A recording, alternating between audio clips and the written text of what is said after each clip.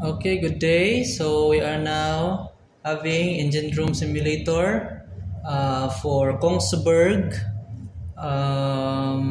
Sulzer RTA3.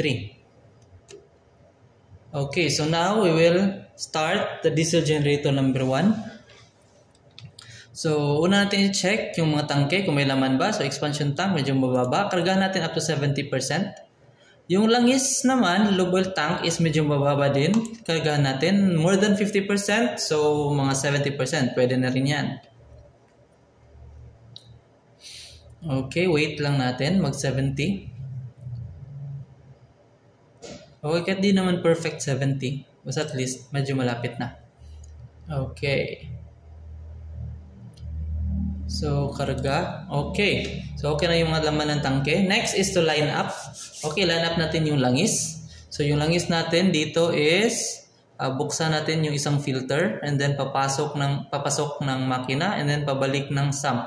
Okay, so okay na yung kanyang ikot. And then, we can turn on the lube oil pump na. Lube oil pump. Next, we go with the seawater. So, buksan natin yung inlet and then yung overboard. So, open. While sa fresh water naman, wala namang mga valves na pwedeng buksan. Lagay lang natin sa automatic yung preheater.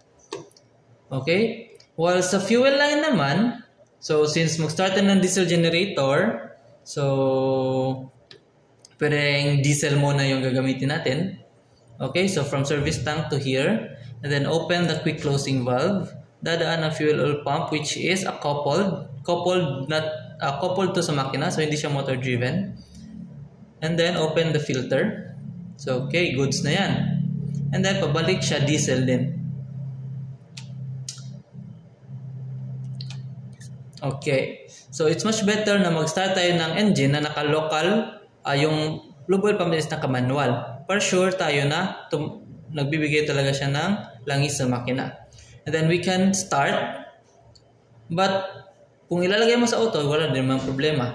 Pag ganun. Pero much better yung manual. It's a best practice na naka-manual siya in starting the engine.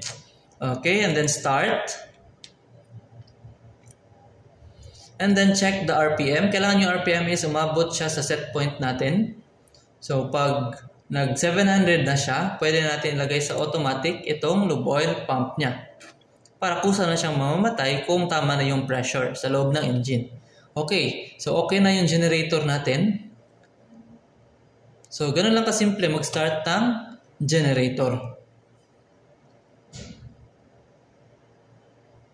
Okay, nag-start ang generator number 1 and then we can synchronize na rin. Okay, synchronize natin sa running generator.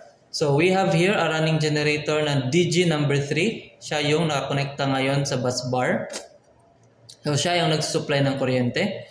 Ngayon, tumatakbo na yung 1. May voltage na siya. Pero, hindi pa siya nakakonekta. So, yung gagawin natin, i-connect natin, isi-synchronize natin yung DG1 sa DG3. So, yung unang gagawin is, pipindutin natin kung ano yung generator na isi-synchronize natin, DG1. And then, pag umilaw na yung green light sa ready, pwede natin i-connect. And then, automatic na siyang mag-synchronize. After, pag nag-synchronize na siya, itong breaker na ito mag-connect dyan. Pag nag-connect na silang dalawa, kailangan nating alalayan yung generator na magpantay yung load nila. Okay? So, yan. Raise natin konti para lumapit. Okay, so 400 and 400 na kilowatts. Medyo malapit na yan. Okay, lower natin kasi parang nag-overshoot siya. Lumagpas. Okay.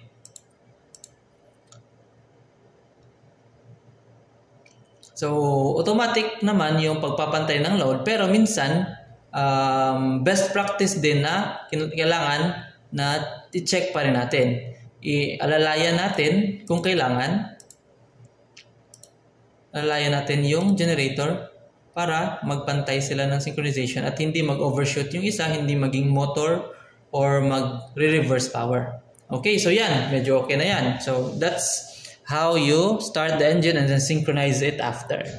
I hope you learned something today and I'll see you on the next video.